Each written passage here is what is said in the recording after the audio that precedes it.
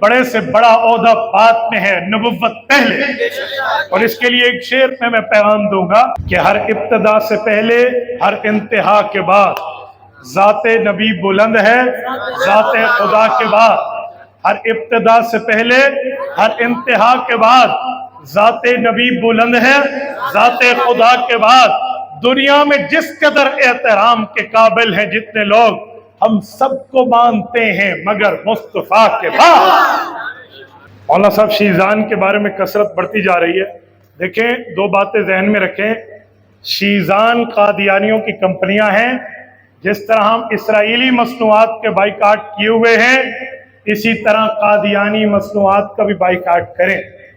اے مسلمان، جب تو کسی مرزائی سے ملتا ہے، چاہے وہ بائیکاٹ نہ کرنے کی صورت میں ہو یا ان کو قریب کرنے میں ہو، تو روز اقدس میں دل مصطفیٰ دکھتا ہے۔ آپ یہ بات مانتے ہیں نہیں مانتے کہ ہمارے اعمال رب کریم نبوت پر پیش فرماتے ہیں؟ حضرت علامہ شبیر احمد عثمانی رحمہ اللہ نے سورۃ نحل آیت نمبر 89 وَجِئْنَا بِكَ شَهِيدًا عَلَىٰ هَٰؤُلَاءِ کی تفسیر میں، تفسیر عثمانی حاشیہ نمبر 7 میں لکھا ہے کہ رسالت مآب الاسلام پر امت کے اعمال پیش ہوتے ہیں۔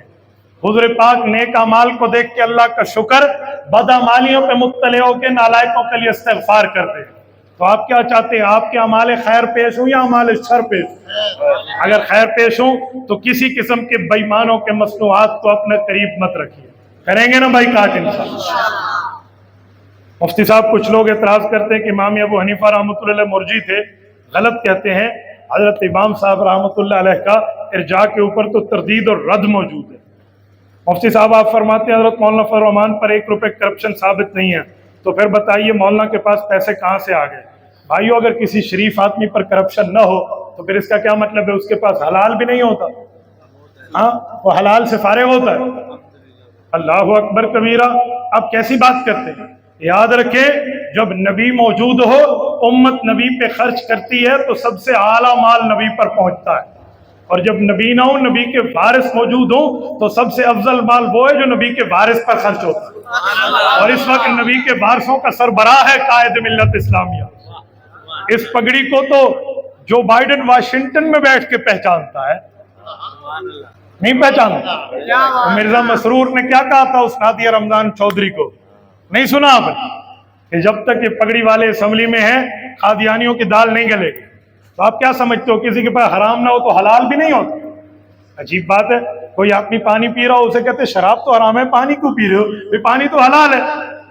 تو امت اپنے بڑوں پہ خرچ کرتی ہے تو انہیں مل جاتا ہے۔ اللہ اللہ خیر صلی اللہ۔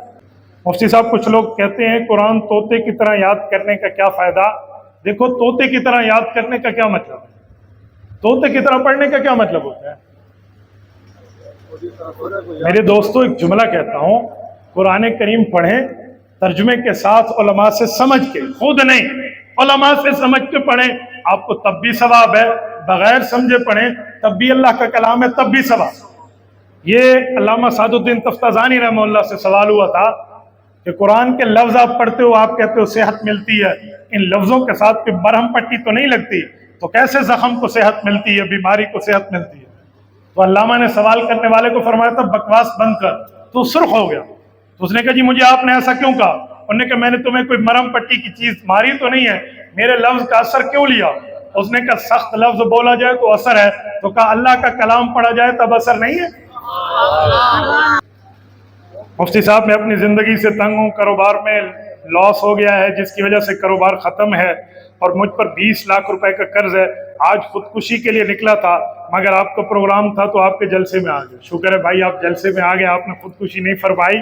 دیکھیں نبی پاک صلی اللہ علیہ وسلم نے لفظ بتائے ہیں، بندہ وہ دعا مانگے اللہ تعالیٰ سے، وظیفہ پڑھ لے تو انسان کا قرضہ اتر جاتا ہے۔ جتنا قرضہ آپ پہ تھا نا، اتنا قرضہ مجھ پہ بھی تھا، میں نے بھی یہ وظیفہ پڑھا، اللہ تعالیٰ نے اس قرضے کو اتار دیا ہے۔